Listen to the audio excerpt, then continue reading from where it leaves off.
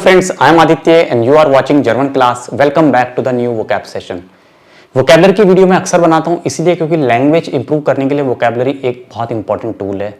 ये आपको जीरो से हीरो बना सकता है। बिल्कुल, अगर आपकी लैंग्वेज बहुत पुअर है तो वोकैब के सहारे भी आप काफ़ी हद तक एक अच्छा लेवल ले सकते हो। आपको एग्जाम में जो स्पीकिंग का रीडिंग का जो एग्जाम होता है उसमें काफ़ी हेल्प करेगा आपको ये वोकैबलरी। इसलिए अलग अलग प्लेलिस्ट हैं, आप जाकर उनको देखो, नोट्स बनाओ और काफ़ी आपको हेल्प मिलेगी एग्जाम में। बहुत सारे स्टूडेंट्स हैं जिन्होंने ये वोकैब वीडियोस देखकर ही एग्जाम में काफ़ी अच्छा स्कोर किया है। So why not you can also do that. Let's begin with today's class. दस मिंडसअल्टर मीन्स मिनिमम एज। ये इस रेफरेंस में जैसे कि हम ड्राइविंग लाइसेंस की बात करते हैं, ये भी एक टॉपिक है B1 B2 में कि सोल्टन डी किंडर अप 16 यारन फ्यूररशाइन हावन, क्या 16 ईयर्स और उससे ऊपर की एज में उनका ड्राइविंग लाइसेंस बन जाना चाहिए या नहीं। जैसे इंडिया में क्या है 18 यार, क्या होता है मिंडसअल्टर कितनी है 18। बट अगर हम बात करें जर्मनी की तो वहाँ पे ई स्कूटी चलाने के लिए आपको कोई लाइसेंस नहीं चाहिए, बट एक मिनिमम एज होती है वो आपको होनी चाहिए। तो फ्यूररशाइन की बात करते हैं, मिनिमम एज की बात करते हैं कि लाइसेंस होना चाहिए, किस एज में होना चाहिए, इस तरह से। तो मिंडसअल्टर मीन्स मिनिमम एज, ठीक है, मिनिमम एज। यहाँ पे दो वर्ड है, मिंडस्ट मतलब मिनिमम और अल्टर मतलब एज, ठीक है। दोनों ही वर्ड आपको पहले पढ़े हैं आपने, ठीक है। इसलिए दास अल्टर है क्योंकि जो वर्ड लास्ट में होता है हम उसी का आर्टिकल कंसीडर करते हैं, ये आपने पहले भी कई बार पढ़ा है। नेक्स्ट है प्रूफुंग। अब इसका एक एग्जाम भी होता है, जैसे प्रूफुंग होता है, नॉर्मल प्रूफुंग आपका बे आइंस पेस वाई का प्रूफुंग होता है, आप एग्जाम देते हो तो इसके लिए सुटेबल वर्ब क्या है, प्रूफुंग आबलेगन, प्रूफुंग आबलेगन। और प्रूफुंग अगर आपका पास हो गया तो बेस्टेन, एग्जाम पास होना, टू पास द एग्जाम। ऐसे फ्यूररशाइन का भी प्रूफुंग होता है, फ्यूररशाइन प्रूफुंग मतलब लाइसेंस का एग्जाम होता है, तो वो भी आप बोल सकते हो, ich möchte Führerschein Prüfung bestehen, ich möchte Führerschein Prüfung ablegen, ठीक है। फ्यूररशाइन मतलब ड्राइविंग लाइसेंस का भी एग्जाम होता है और ये भी ऑफ कोर्स पास करना होता है, तभी आपका ड्राइविंग लाइसेंस बनता है and you are eligible to drive. Next है उमसेत्सुंग der Pläne। ये एक बहुत अच्छा स्ट्रक्चर मेरे को मिला था, आज ही मैं एक आर्टिकल पढ़ रहा था ऑनलाइन। उमसेत्सुंग मतलब इम्प्लीमेंटेशन ऑफ प्लान्स। हमारे प्लान्स बहुत सारे होते हैं, वर्क प्लेस पे लेकर, स्टडीज को प्लान को लेकर, तो वो सारे प्लान को हमें रियलाइज करना है, उसको एकम्प्लिश करना है, उसको अचीव करना है, बट उससे पहले हमें इंप्लीमेंट करना होता है, इंप्लीमेंटेशन। तो वर्ड है उमसेत्सुंग। यहाँ पे हम उमसेत्सन जो है ये इसकी वर्ब फॉर्म है, सेपरेबल वर्ब है उमसेत्सन, और इसका नाउन है डी उमसेत्सुंग, उमसेत्सुंग der Pläne। Okay, implementation of plans, ये प्लूरल है, डी प्लेनर डेयर हो जाता है, गेनेटिव में आपने पढ़ा ये गेनेटिव केस, डी चेंजेस इनटू डेयर, और जो डेयर है वो और जो दास है वो डेस बन जाता है, तो गेनेटिव। इंप्लीमेंटेशन ऑफ प्लान्स तो वर्ब है उमसेत्सन। जैसे आप बोलते हो ich möchte meine zukünftige Pläne umsetzen, means I want to implement my future plans। Future plans जो है मैं उसको इंप्लीमेंट करना चाहता हूँ। जैसे न्यू ईयर पे रेजोल्यूशंस लेते हैं कि मैं स्मोकिंग नहीं करूँगा, अल्कोहल नहीं पीऊँगा, मैं तेज़ ड्राइविंग नहीं करूँगा, मैं किसी को हार्म नहीं करूँगा, किसी को हर्ट नहीं करूँगा। ये क्या रेजोल्यूशंस हैं, हम इनको क्या करते हैं, इनको इंप्लीमेंट भी करना होता है। उमसेत्सुंग, ये सब हमने रेजोल्यूशन लिया, हमने डिसाइड किया है, बट क्या ये पॉसिबल हो पाता है? 2-3 दिन के बाद हम सब भूल जाते हैं क्योंकि उमसेत्सुंग इंग्लिश नहीं है, उसका इंप्लीमेंटेशन नहीं हो पाता। उमसेत्सुंग der Pläne, राइट, ये आप नोट करोगे। नेक्स्ट देख लेते हैं एरवर्ब। एरवर्ब ये एक वर्ब है, एरवर्बन मतलब एक्वायर करना, कोई स्किल्स एक्वायर करने को बोलते हैं एरवर्बन। जैसे ich möchte gute Deutschkenntnisse erwerben, möchten Sie auch। तो एरवर्ब डेस, अगर कोई दास है तो डेस, नहीं तो डेयर भी, एरवर्ब डेयर कैंटनीस है, नॉलेज का एक्वायरमेंट मतलब हासिल करना, प्राप्त करना। एरवर्ब डेयर कैंटनीस है, इसके बाद गेनेटिव आएगा, ठीक है। एरवर्ब यहाँ पे कोई दास होगा तो डेस हो जाएगा, डी होगा तो डेयर हो जाएगा। एरवर्ब तो याद रहे वर्ब है एरवर्बन, तो नाउन है एरवर्ब, एरवर्ब डेयर कैंटनीस, एक्वायर, एरवर्ब डेस डॉक्यूमेंट्स को एक्वायर करना, नॉलेज को एक्वायर करना, कैंटनीस ओके स्किल्स को एक्वायर करना, एरवर्ब। बेस्लॉइनिगन, ये भी स्पीड लिमिट के में स्पीड, बेस्लॉइनिगन मींस स्नेलर वैडन, फास्टर, स्नेलर वैडन, इसका दूसरा सिनोनिम है स्नेलर वैडन, फास्टर, टू बिकम फास्टर, इसके लिए हम बोलते हैं बेस्लॉइनिगन। बेस्लॉइनिगन 45 kilometre pro Stunde, S for Stunde means आपकी जो स्पीड लिमिट है, जैसे गेशविंडिशकाइट बेग्रेंसुम, स्पीड की भी लिमिट होती है। क्या होता है? गेशविंडिशकाइट बोलते हैं, गेशविंडिशकाइट, गेशविंडिशकाइट इज बेग्रेंस्ड मीन्स लिमिटेड है, बेग्रेंस्ड मीन्स लिमिटेड है। आपकी स्पीड जो है लिमिटेड है, कहीं पे 80 किलोमीटर होती है, कहीं पे 70 किलोमीटर होती है। और हाईवे पे आउटोबान, हाईवे क्या बोलते हैं हम? आउटोबान, जर्मनी में आउटोबान पे कुछ कुछ ऐसे जहाँ पे स्पीड लिमिट ही नहीं होती है, आप चलाओ, धुआंधार चढ़ाओ गाड़ी, लेकिन सेफ्टी से।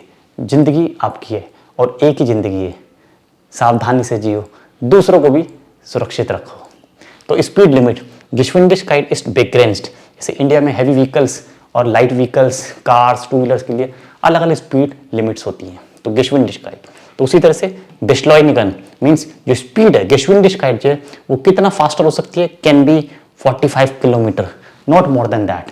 ओके, 45 45 किलोमीटर प्रो स्टुंडर, प्रो स्टुंडर मीन्स पर आवर।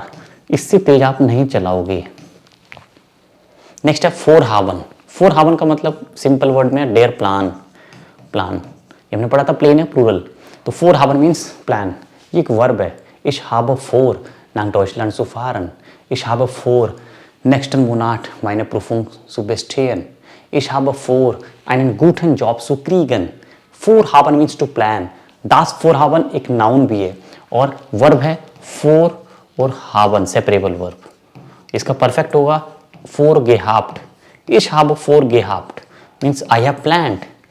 मेरा प्लान है ये कि मेरे को ऐसे ऐसे करना है, एग्जाम पास करना है, फिर उसके बाद जॉब लेनी है, फिर जर्मनी में रहना है, घर लेना है, गाड़ी लेनी है।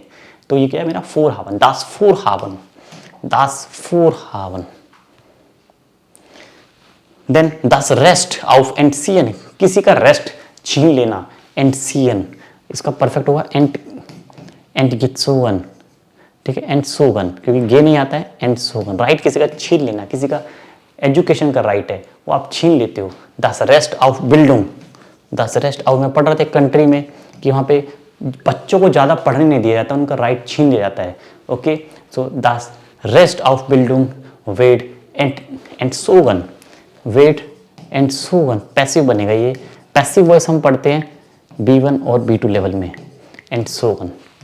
इसी तरह से हमारी क्लासेस चलती है, लाइव क्लास, रिकॉर्डेड क्लास, सारे बैचेस अवेलेबल है।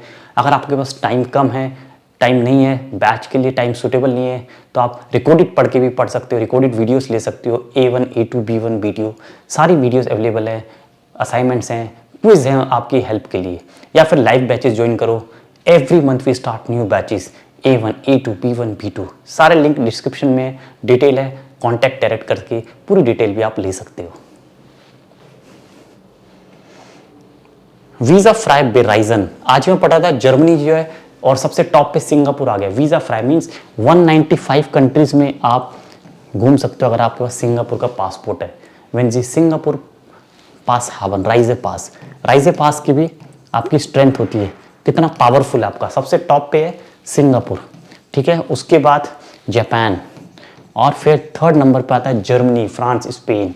आप 192 कंट्रीज वीजा फ्राई बेराइजन, मतलब आपको वीज़ा की ज़रूरत नहीं है, आप 192 कंट्री घूम सकते हो अगर आपका जर्मन पासपोर्ट है तो।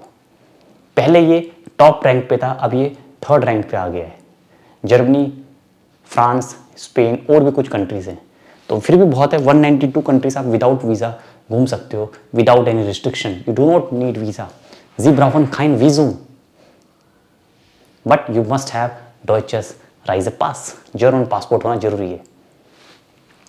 कमेंट करके बताओगे इंडिया की रैंकिंग क्या है, इंडिया की रैंकिंग क्या है। अगर आपके पास इंडियन पासपोर्ट है तो आप कितनी कंट्रीज को विदाउट वीज़ा घूम सकते हो, कमेंट करके बताना अगर आपको पता है तो। यहाँ पे वर्ब है बेराइजन, जैसे इसमें स्टे डॉइचलैंड बेराइजन, इसमें स्टे इटालियन बेराइजन। यहाँ पे राइजन के साथ हम प्रेपोजिशन लिखते हैं नाक, इसमें स्टे नाक डॉइचलैंड राइजन, नाक फ्रैंकफर्ट राइजन। बट अगर आप बेराइजन बोलोगे तो आपको नाक की जरूरत नहीं है। इसमें स्टे डॉइचलैंड राइजन, स्पानियन राइजन, श्वाइज राइजन, ठीक है, विदाउट प्रेपोजिशन बेराइजन। Möchten Sie auch Deutschland bereisen? Schreiben Sie in Kommentar. Welche Länder möchten Sie bereisen? Im Homeoffice Power Naps machen. Work from home करते हैं तो काम करते करते नींद आ जाती है।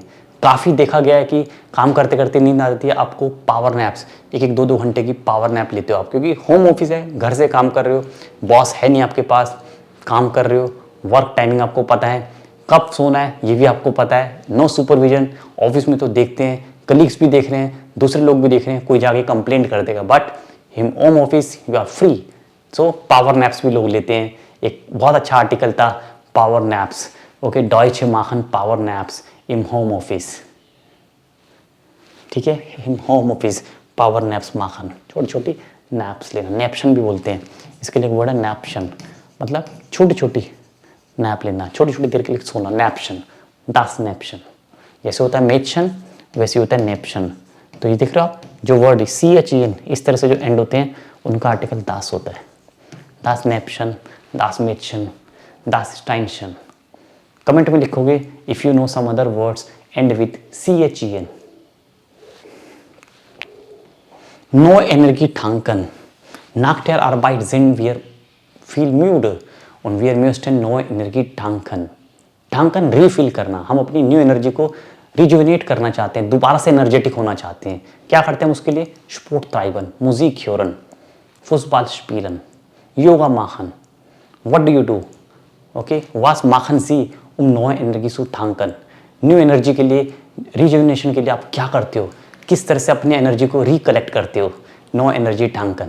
कमेंट करके बताओगे आप ये सारे क्वेश्चन जो मैं आपसे पूछ रहा हूँ। एक हमारा इनडायरेक्ट कॉन्वर्सेशन रहेगा इस तरह से।